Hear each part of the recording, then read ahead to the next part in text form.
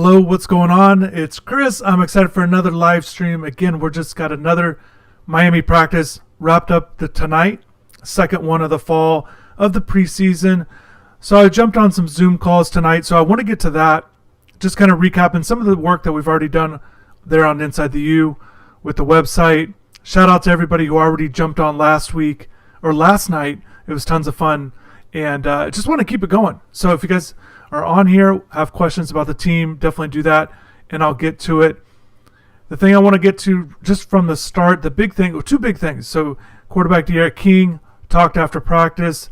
I had a chance to ask him a question that I find very interesting. And also offensive line coach Garen Justice talked as well. And I felt like, again, his comments were interesting. I want to get to those.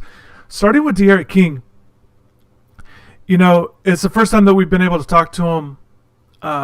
He didn't talk Friday night, so he talked tonight. And I came out of the gate. I had an early question on the Zoom call. I asked him essentially straight up, because all of the talk right now is, will there be a college football season? And I know you guys are tired of hearing about it, in the sense that you guys are really excited about this team. So I understand it. And based on all the comments on the site, on the message board, here on the YouTube channel as well, you guys are definitely just want the information on the football team, and I want to get to that. And you guys are just excited about the team, and I am as well. And I think there's reason to be excited. So what I will say is, my question to D'Eriq was, if there's no season, would you come back to Miami in 2021? And I thought it was a fair question to ask. And the reason being, if they don't play a season, he doesn't have to come back. Maybe he's just going to wrap up his college career and just kind of move on to the NFL draft. Obviously, he's not going. There's different reviews of him at this point, whether he'll be a quarterback at the next level. The Senior Bowl put out a tweet that they'd be interested in having him at a wide receiver. And I think D'Eriq, to me, strikes me as a guy that definitely wants to play quarterback at the next level. Definitely wants to stay, give that a shot as well. But he responded to the question. I felt like he thought about it. I felt like he was a little surprised at it, and I understand why. He's coming out at his first time meeting the media for the fall. Didn't really expect that question, but I think it's a relevant question because of everything that's going on and the uncertainty of everything. And obviously his mind can change, but he did say yes. He did say he would, but he's just going to take it one day at a time, and you understand the response. And I thought that was good to hear, in the sense that instead of the question marks, and I find it very interesting just in general because of what happened last year while he was at Houston, where he goes to 4 games, takes the red shirt, sits out the rest of the season. At the time when he made the announcement that he was going to redshirt, a lot of criticism across the country because of this new rule, and you just haven't seen that from a star player at that point really take advantage of it and come back the next year. But at the point in time when he made that announcement, he said he would go ahead and stay at Houston. That was the original plan. Stephanie, glad you're here and glad you love the videos. I love when people comment, and I'm glad you're here. And hopefully if you have any questions on the team, go ahead and drop that in. Same way with everybody else. But with D'Eriq, so I felt like with that in mind, he probably certainly was thinking about that, and because obviously he changed his mind and decided not to stay at Houston and make that transfer to Miami. So he did say it. He did say he'd go ahead and come back, and we'll see how everything plays out. I think it's a little, obviously so many things can change between now and then, and when he'd have to make a decision. But I just thought in general it was good to hear.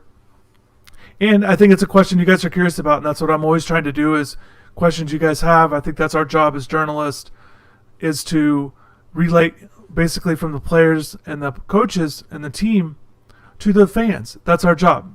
And having the access, I definitely want to make sure I hit on those pertinent topics, even though it definitely, it wasn't the easiest of questions, but I definitely think it was important. So just definitely wanted to talk about that, knock that out.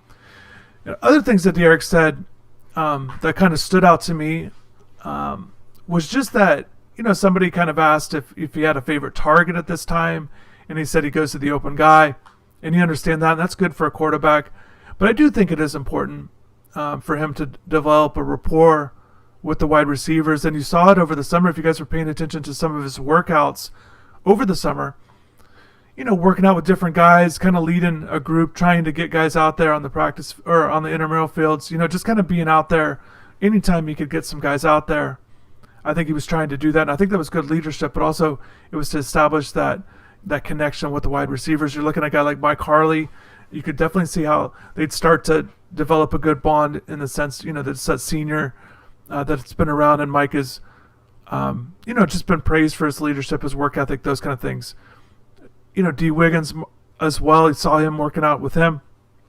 But to me, the key is Brevin Jordan in the sense because he's arguably their best target in the passing game. I don't really think there's much question with that in the sense of as long as he can kind of get downfield and create those mismatches and have those big gains. And I think that's definitely what you expect from him as he continues to move forward. It wasn't those yards per catch weren't there the way you'd like to see him at as a freshman, but he made that jump as a sophomore, and you're hoping it continues to make strides as in his next season, as well as reaching in the end zone. So we saw Brevin working out. He's out there right now. He's been practicing these first 2 days, which is great to see. Great to see he's bounced back from the injury.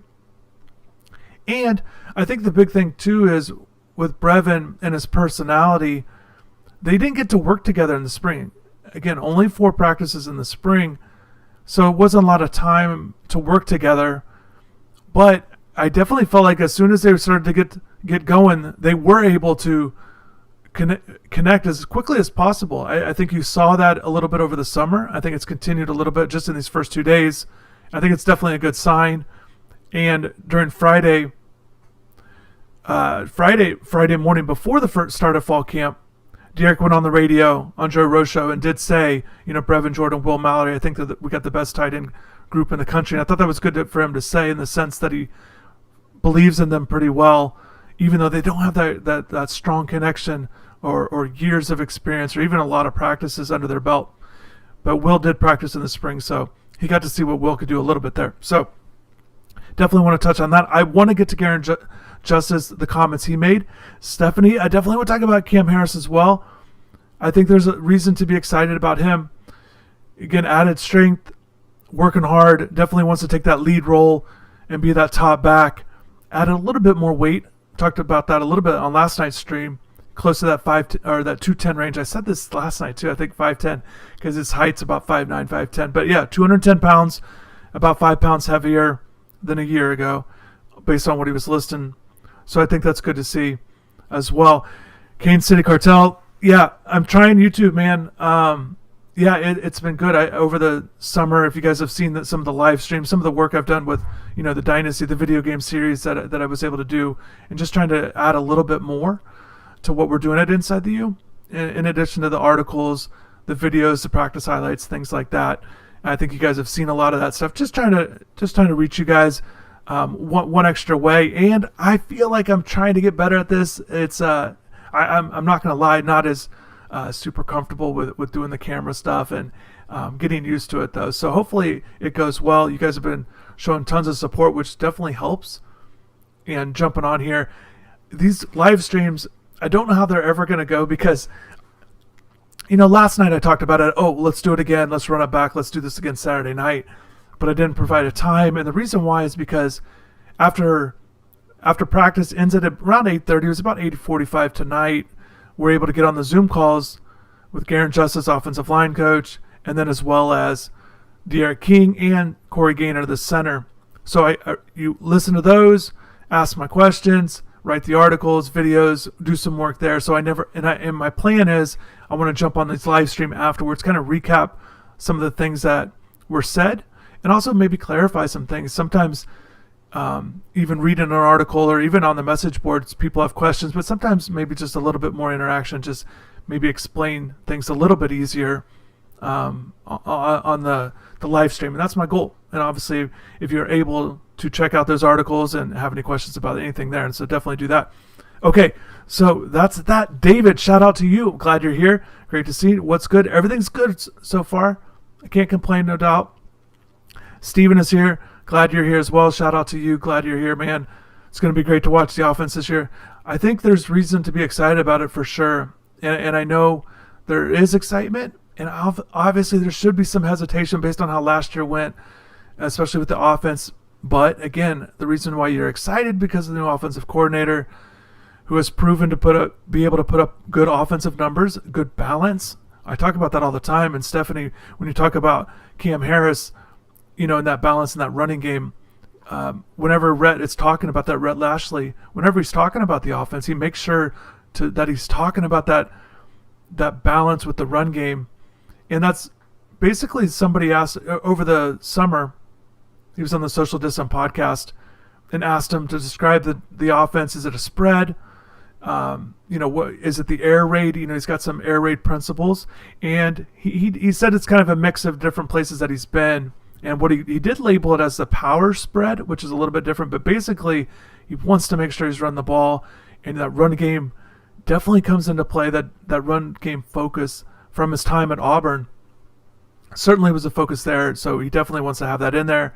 So when people are saying, yes, they think Cam Harris can have an impact, it's because the offense certainly wants to use the run game, even though all of the focus, or most of the focus, is with that passing game, what De'Aaron can do at quarterback, implementing the tight end, and run that fast-paced, up-tempo offense. So definitely don't sleep on the running backs in terms of their impact on the team. Certainly they have a lot of things to prove. Two freshmen, Robert Burns hasn't played a lot, and then Cam Harris takes that elevated role, looking to take off with it and excel in the offense. So those are a few things there.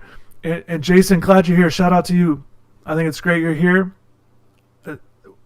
So you want to know, with the team in whole, do you see them gelling together yet? How's the team feel? Yeah, man, that kind of stuff is tough because we are not able to be out there right now with everything going on with the pandemic. It's certainly a lot different for me. This is my 18th season covering the team, and I've been out there every fall practices back when they used to do 2-a-days, like the hardcore 2-a-days, not how things have been lighter now and not as many 2-a-days when they would go through those.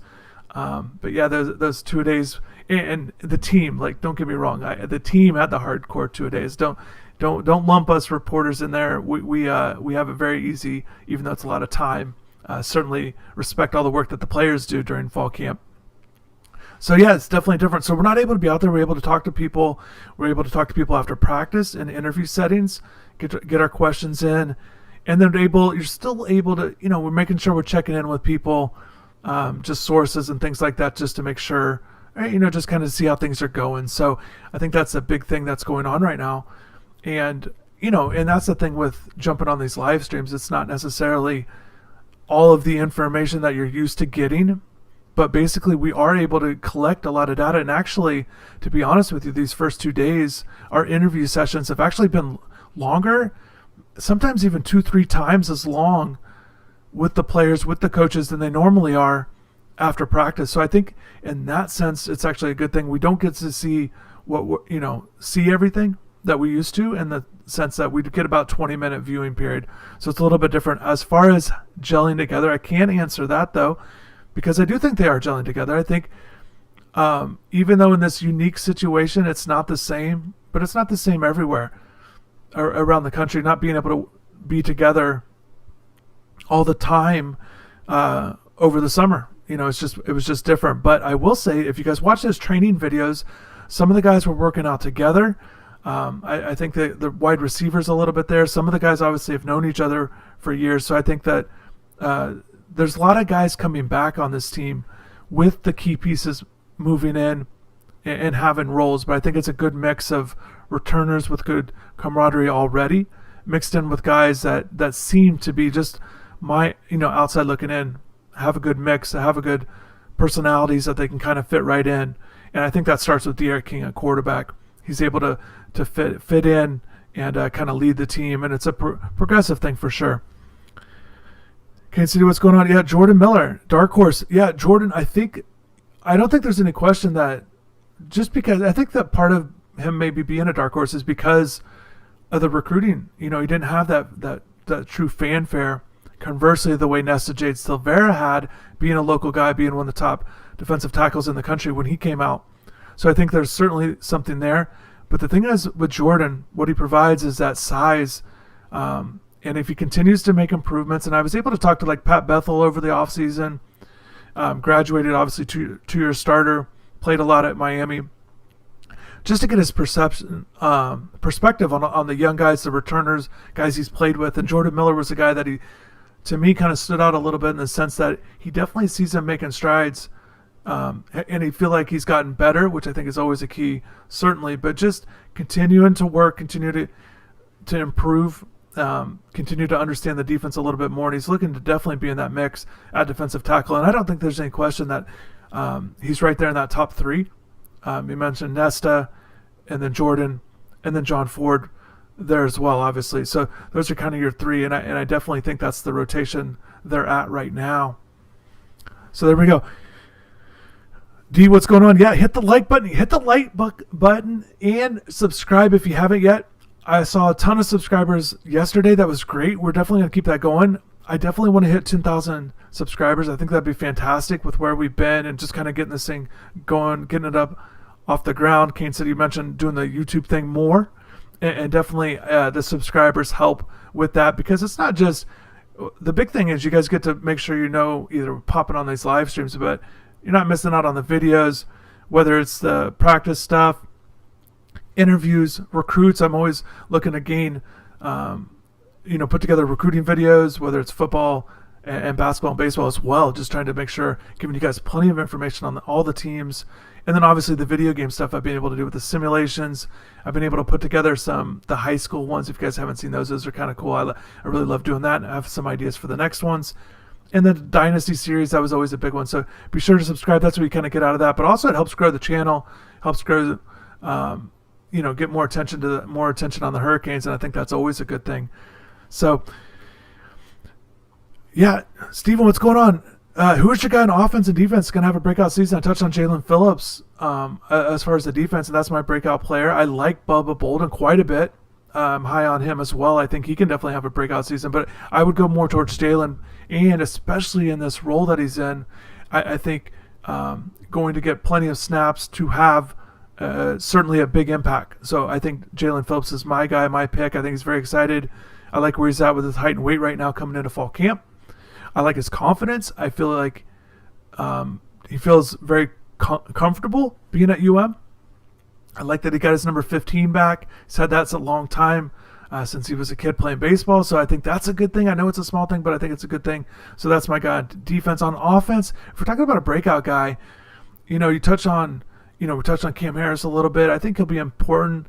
I think you look at those wide receivers. I think a guy like D. Wiggins, if I were to pick out a breakout guy, and I know he played last year, but if you look at the numbers, I just think his numbers can go up.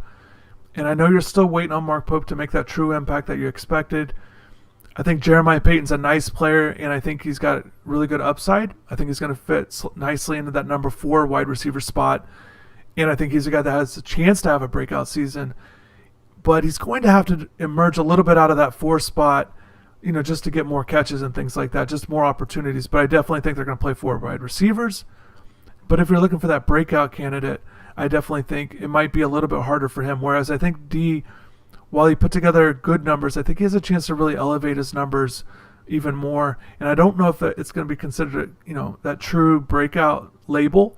So I guess it's between, if I were to pick, however you want to word it, whether it's Peyton with that elevated role making plays, or D taking it from one level to the next and really kind of shining, being one of the better receivers in the conference. So one thing I want to get to, I haven't touched on it yet, and I touched on what De'Aaron King said today, but checking in with Garen Justice, he talked to us, new offensive line coach this season.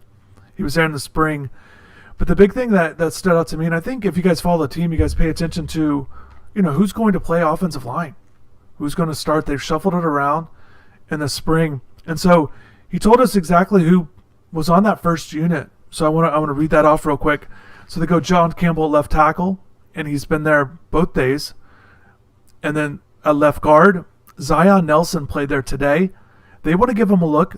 He's played tackle at Miami. He started all 13 games at left tackle. In the spring, a lot of right tackle work. So he gets a little work at left guard. And the reason why, just to mix things up. But the thing is that what Garen said is he added a little bit more strength, a little bit more weight, and they want to see if he can play inside. And I thought that was good just to give it a look. And the one thing that Garen said, and I'm going to get to the rest of the line here, but he said these moves were designed. It's not that some guy played really well on Friday and they elevated him on Saturday. And I thought that was good to hear and essentially get out in front of any news or speculation, I guess is the right word, as far as why guys weren't on that first unit just in a 2-day span. So left guard, Zion Nelson. Center, still Corey Gaynor. I don't expect that to change. They go DJ Scaife at right guard. You saw that in the spring. You've seen him play guard a little bit at Miami, mostly tackle, but that right guard spot looks like that's where he'll settle in at. And then at right tackle, today it went Jared Williams, transfer from Houston. Started 17 games at Houston at right tackle to a left tackle. So they're going to give him a look at right tackle, and they had him on that first unit today. So the changes from the first day on Friday night will stay with right tackle. They had Kylian Herbert, a returner who's only played a few games, not a lot at Miami, dealt with a lot of injuries. He was on that first unit at right tackle. I'd be surprised if he's able to beat out Jared Williams, but they give him a look there at right tackle on that first unit. Then the other change is left guard. They had Osman Traore, who's a guy that redshirted last year, only played a couple games, a JUCO transfer, actually a rare JUCO sophomore transfer last year. So he's got years still to play, even though he's a JUCO guy. So he was at left guard. So left tackle, I think that's the biggest thing that stands out to me in the sense that John Campbell, the first 2 days, they've held him out left tackle. They're not looking to switch him around the way they are left guard or right tackle. They're leaving him there, at least in the early going.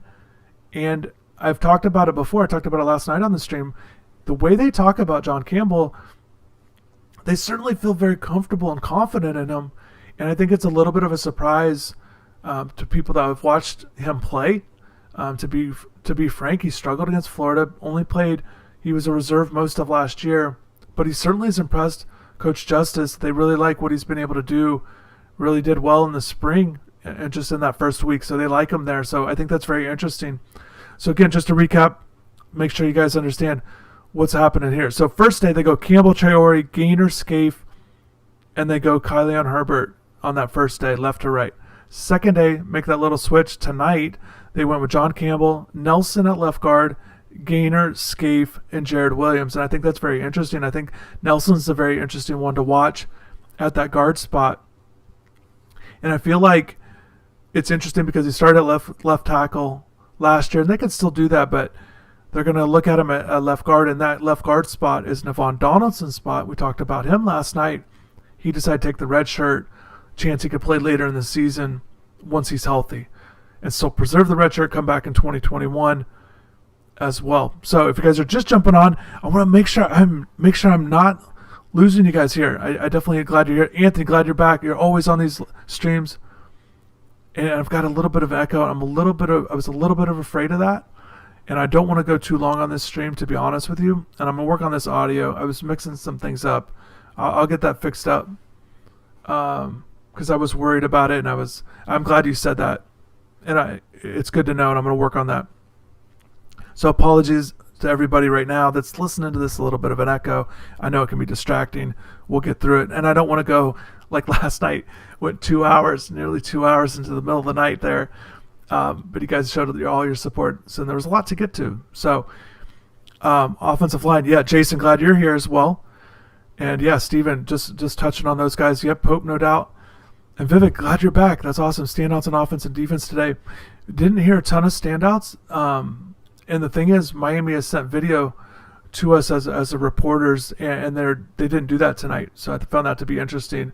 But they did release a second video later in the day, where we found out Gervin Hall had a pick 6 on Friday night. That was new news because on the original video they sent out, he didn't have anything, or they didn't show that. So Gervin Hall, great to see a pick 6. Basically, if you haven't seen it, I put it up online on the channel right now. It's under defensive highlights. You guys check that out. Basically, I broke down all the highlights I've had from the couple days here, put them on a defensive video, and I'll do offense later. I'd like to do some De'Aaron King stuff as well if more video comes in. So again, just kind of relying on what's going on at UM for them to send us stuff. And it's so different. Usually, you guys know I'm out there at practice trying to get as much video as possible, just holding that camera, all the position units and things like that. So just have to be patient. And And yeah, so that's good to see for Gervin Hall at the safety position. It's great to see. Basically, he stepped in front of Brevin Jordan. Looked like the ball was thrown a little bit behind Jordan, and Gervin took advantage, stepped in front, and took it. Had that pick six. So good to see. So that's interesting. Also, as far as Garen Justice goes, kind of going back to him as well, I like that he's very open about where guys are playing. Again, if they have a plan in place of moving guys around, giving them looks. I like the different moves that they're looking to make. And Isaiah Walker's another guy that they're looking at a little bit there. He doesn't have that waiver yet. So I feel like they're certainly going to give him his reps, give him his practice time for sure. But if you're talking about getting ready for a season, they've got to make sure you don't want to put him in that first unit spot if he's not going to be ready, not be eligible to play. So until he gets that waiver, I assume he'll kind of float back into that second, third team range, which makes sense. I think you guys can all understand that, even though he's got ability, talent as a young player.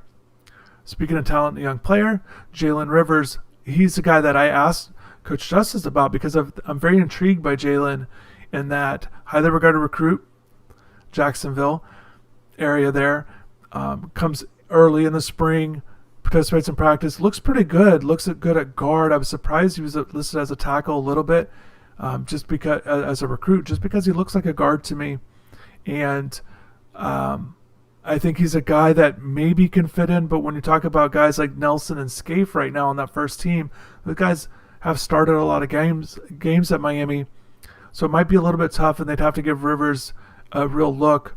So it looks like right now is settle in. If you can get in that second string, maybe be that reserve guard that they need. But the important part for him, and Justice mentioned it, just continue to make progress, continue to make positive progress, paying attention, those kind of things are standing out to him as far as Jalen's progress. So there we go.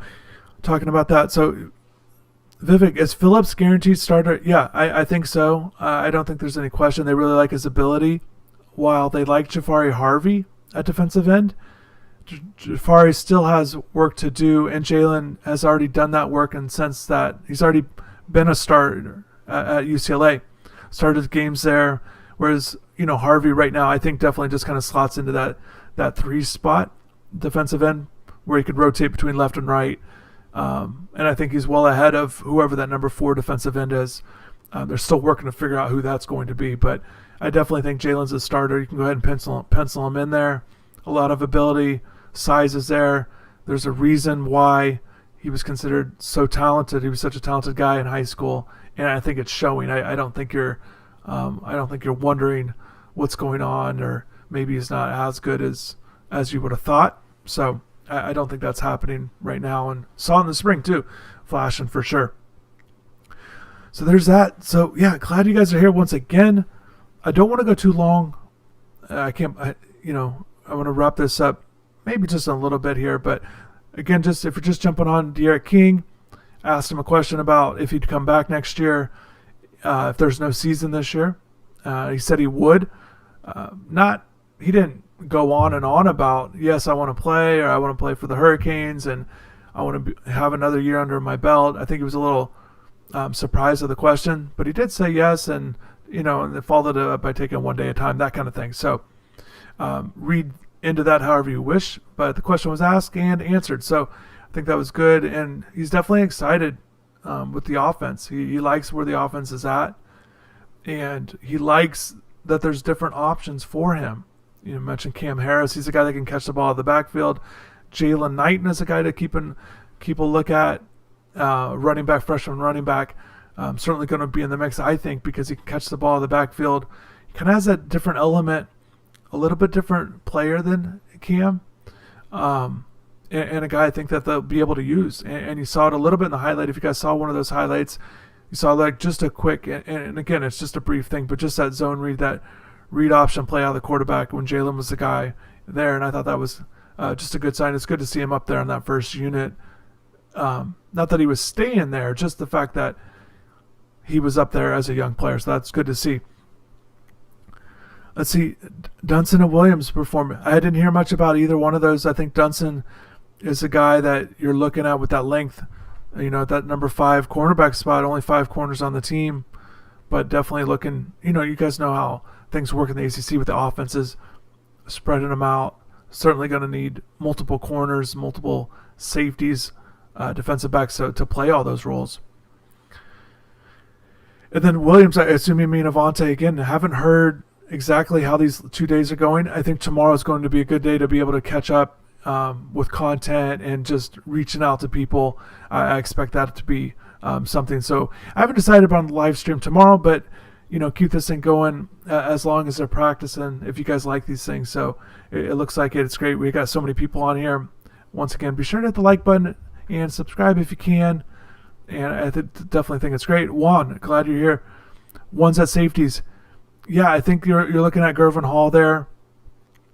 And then they've got Amari Carter and Bubba Bolden kind of rotating them in. But certainly Gervin's in that one spot at that top unit. So I think that's going to fluctuate. I think it'll fluctuate as Bubba gets more reps under his belt. I think you'll see Amari hold on to it until Bubba really gets a lot of practices and then has a chance. He's going to have to make plays. Like I said, I think highly of him, but he's going to have to make plays. There's no doubt about that in fall camp. Otherwise, they'll just go with Amari and rotate Bubba in unless Bubba can knock him out and off the depth chart there.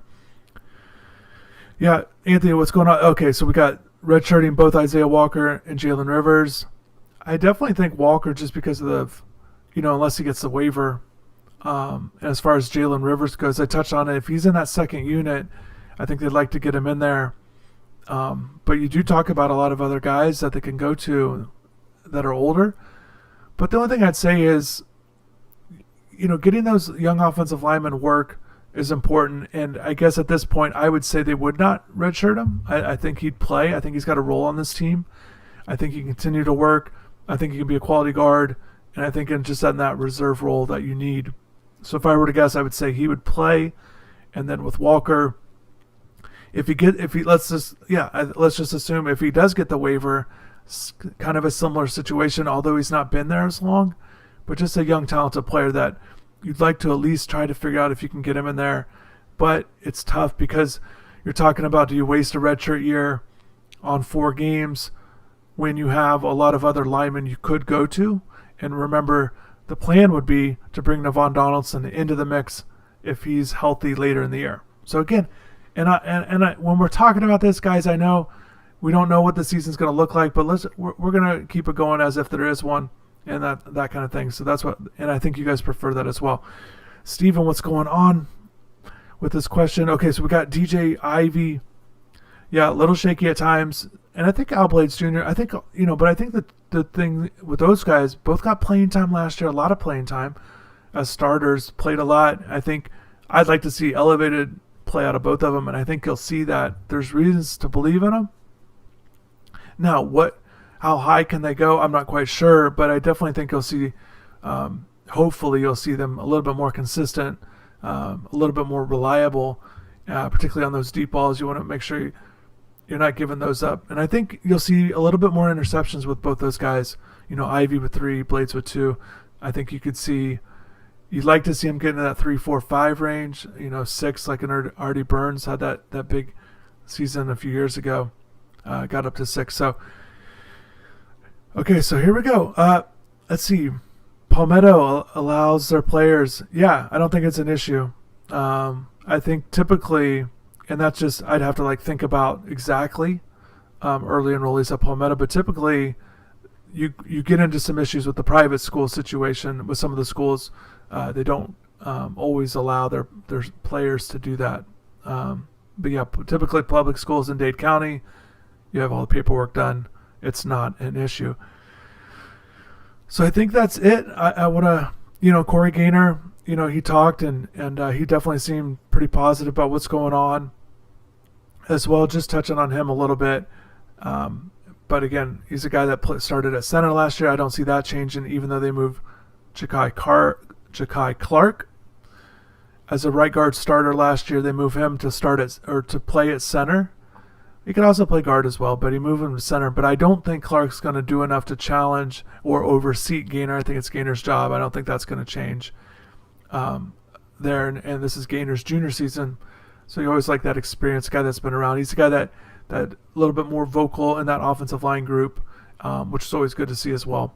So that's kind of it. The team resumes practice Sunday night.